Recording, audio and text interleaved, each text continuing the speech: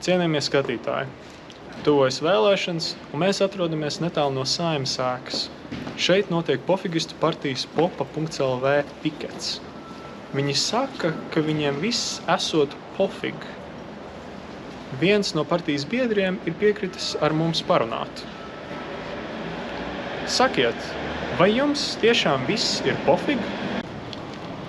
Jā, mums viss ir pofig. Popa pirmajā vietā. Bet pasaulē šobrīd notiek vairāki kari, un tie ietekmē arī Latviju. Vai par to jums arī ir pofig? Jā, mums pofig par kariem. Un kā par globālo sasilšanu?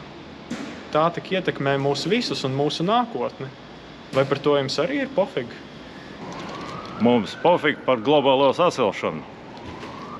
Skatiet, tur iet skaistas meitenes. Vai par tām jums arī ir pofig? Smukas meitenes?